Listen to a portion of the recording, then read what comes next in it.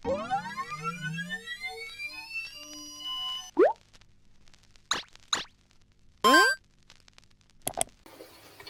Assalamualaikum warahmatullahi wabarakatuh. Perkenalkan, saya Raka Ardhani dengan NIM 2303017405 dari Prodi S1 Pendidikan Matematika Fakultas Matematika dan Ilmu Pengetahuan Alam Universitas Negeri Surabaya. Jadi pada kesempatan kali ini saya akan menjelaskan tentang teori perkembangan moral.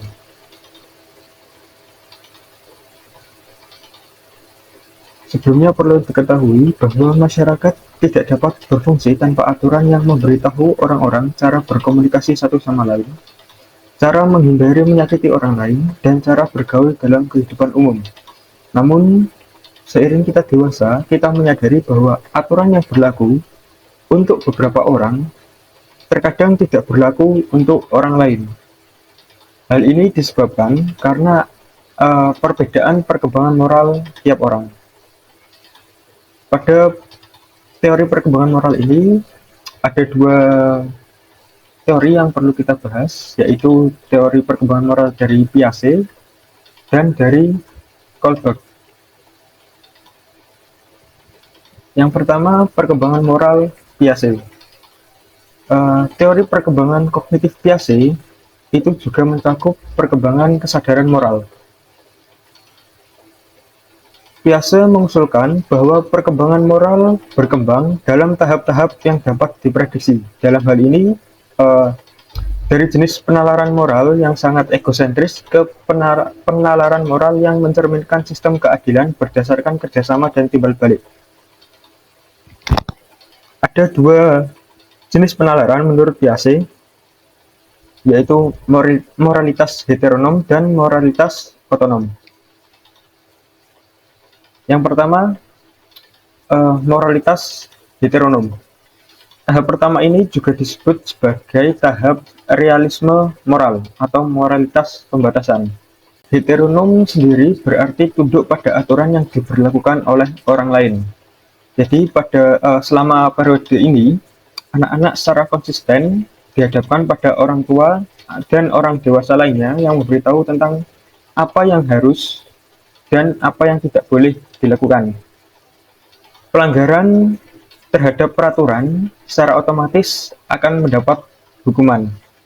Jadi pada tahap ini, anak menilai moralitas dari perilaku berdasar pada konsekuensinya. Menilai perilaku tersebut buruk bila menghasilkan konsekuensi yang negatif, walaupun individu berniat atau bermaksud baik. Selanjutnya ada moralitas autonom. Tahap kedua ini disebut juga moralitas kerjasama. Hal ini muncul ketika dunia sosial anak berkembang hingga mencakup lebih banyak teman sebaya. Melalui interaksi dan kerjasama dengan anak-anak lain, gagasan anak tentang aturan dan moralitas mulai berubah. Aturan sekarang adalah apa yang kita buat. Hukuman atas pelanggaran ini tidak lagi bersifat otomatis, tetapi harus dilaksanakan dengan mempertimbangkan niat pelanggar dan segala keadaan yang meringankan. Jadi pada tahap ini anak sudah bisa terlibat dalam diskusi keadaan yang hipotetikal. Nah, menurut Piaget, anak-anak berkembang dari tahap moralitas heteronom ke tahap moralitas otonom bukan hanya dengan berkembangnya struktur kognitif mereka, tetapi juga karena adanya interaksi dengan teman sebaya yang bersatu setara. Piaget percaya bahwa menyelesaikan konflik dengan teman sebaya akan melemahkan ketergantungan anak-anak pada otoritas orang dewasa dan meningkatkan kesadaran mereka bahwa peraturan dapat diubah dan harus ada hanya melalui persetujuan bersama.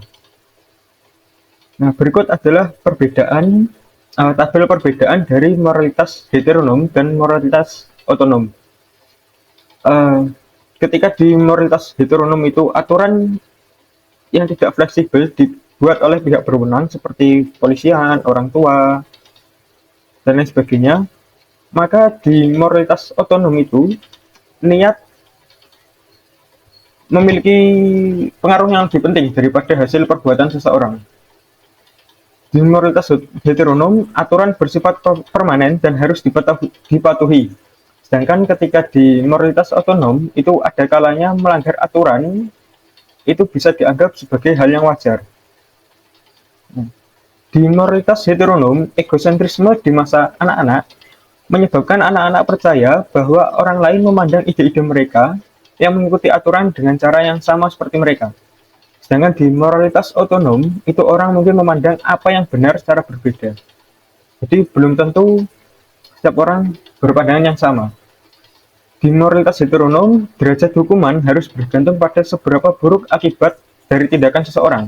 Sedangkan di moralitas otonom, itu tingkat hukuman harus bergantung pada niat dan tingkat perilaku buruk. Di moralitas heteronom, perilaku buruk akan selalu dihukum. Sedangkan di moralitas otonom, itu hasil buruk terjadi secara kebetulan tidak dipandang sebagai hukuman atas perilaku buruk. Nah, selanjutnya adalah tahap perkembangan moral Kohlberg. Lawrence Kohlberg mengembangkan teori moral dari Piaget. Jadi pada teori tahapan moral Kohlberg ini merupakan elaborasi dan penyempurnaan dari teori Piaget. Seperti Piaget, Kohlberg mempelajari bagaimana anak-anak bernalar tentang aturan yang mengatur perilaku mereka dalam situasi tertentu. Kohlberg tidak mempelajari permainan anak-anak, melainkan menyelidiki respon mereka terhadap rangkaian situasi terstruktur atau dilema moral. Menurut Lawrence Kohlberg, ia berteori bahwa orang berkembang melalui 3 tingkatan saat mereka mengembangkan kemampuan penalaran moral.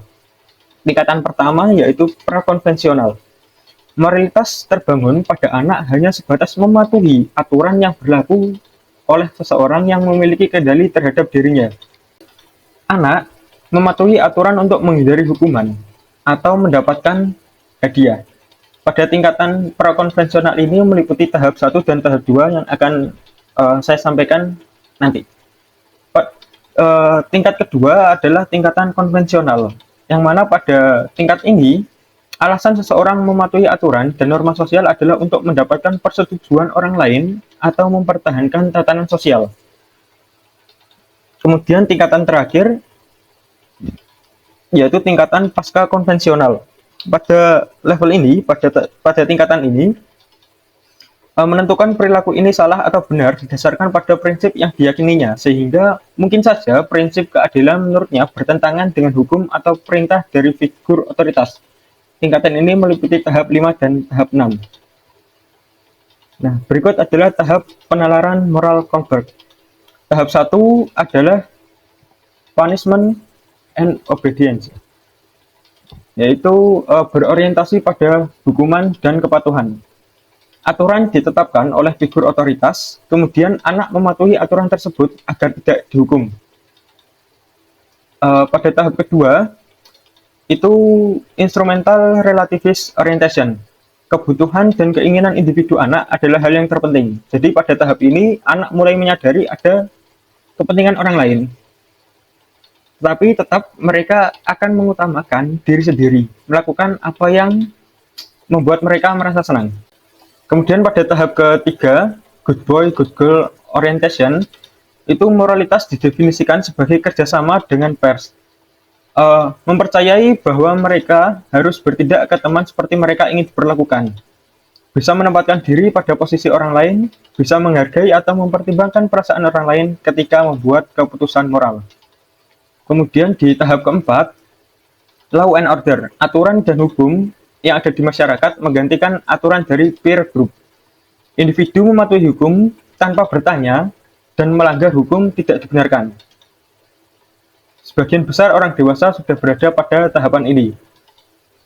Kemudian pada tahap 5, social contract orientation. Menyadari bahwa hukum dan nilai-nilai di masyarakat berdasar pada pilihan individu dan terbatas pada masyarakat tersebut. Menilai bahwa hukum sebagai sesuatu penting untuk menjaga tatanan sosial dan memastikan hak-hak dasar kehidupan dan kebebasan. Dengan kata lain, hukum atau aturan bisa direvisi. Kemudian pada tahap 6, Universal Ethical Principle Orientation.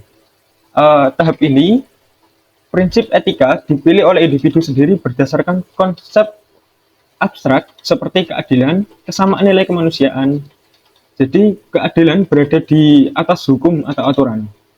Tahap 5 dan 6 tidak begitu berbeda, sehingga Kohlberg menyarankan untuk penggabungan dari keduanya. Selanjutnya, kita ke keterbatasan teori Kohlberg. Penelitian awal Kohlberg itu banyak menggunakan partisipan laki-laki. Penalaran moral siswa pria atau laki-laki lebih fokus ke hal yang terkait keadilan, sedangkan siswa perempuan itu lebih fokus ke masalah perhatian dan tanggung jawab kepada orang lain. Yang kedua, keterbatasan teori Kohlberg yaitu tidak adanya bukti kuat bahwa perempuan itu lebih caring, kooperatif, atau lebih membantu dibanding pria. Yang ketiga, underestimasi kemampuan anak belia. Anak sudah paham moral reasoning pada usia yang lebih belia. Kemudian untuk keterbatasan teori Kohlberg yang terakhir adalah fokus pada penalaran moral dibanding perilaku sesungguhnya. Individu pada beragam tahapan ada yang berperilaku sama. Juga individu yang ada pada tahapan yang sama itu kadang berperilaku berbeda. Nah, inilah yang merupakan keterbatasan dari teori Kohlberg. Baik, sekian apa yang bisa saya sampaikan tentang teori moral. Kurang lebihnya saya mohon maaf. Akhir kata, wassalamualaikum warahmatullahi wabarakatuh.